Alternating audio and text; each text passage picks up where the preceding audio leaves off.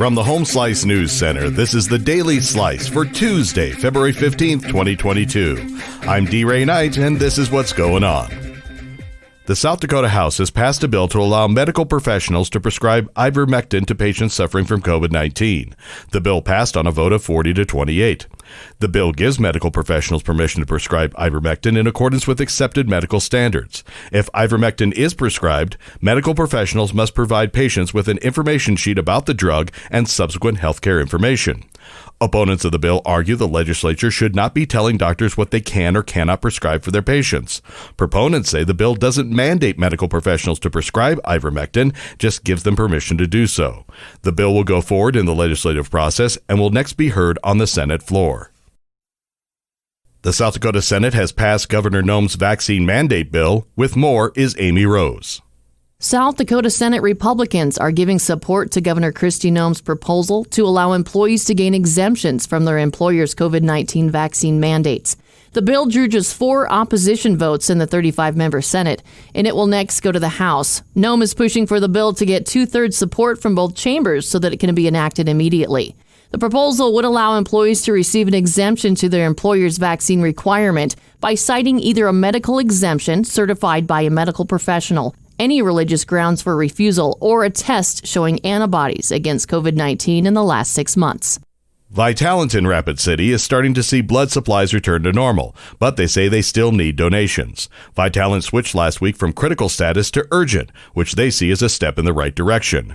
Communications manager Tori Robbins says they are close to reaching a 4-day supply. However, she says they are still in critical need of type O blood.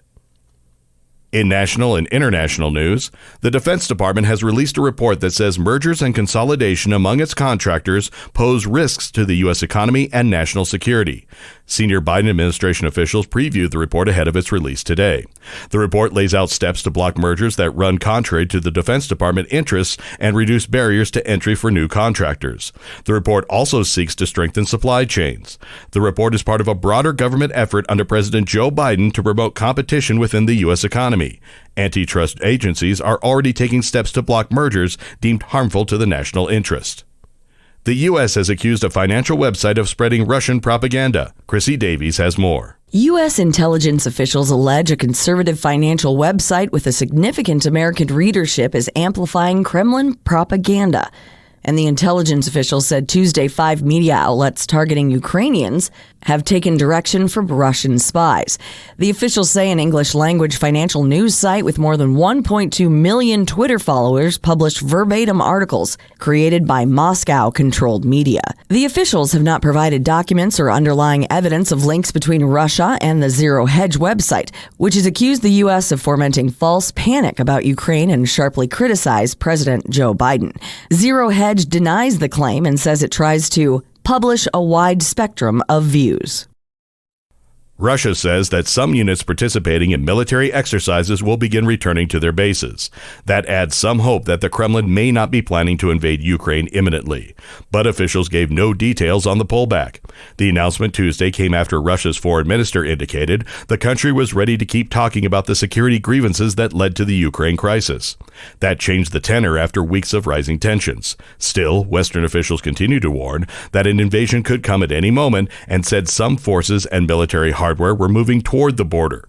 It wasn't immediately clear where exactly the troops that the Russian Defense Ministry said were pulling back were deployed or how many were leaving. At the Beijing Winter Games, Russian figure skater Kamila Valieva says she's happy but worn out after a grueling doping hearing ended with her being allowed to skate at the Beijing Games.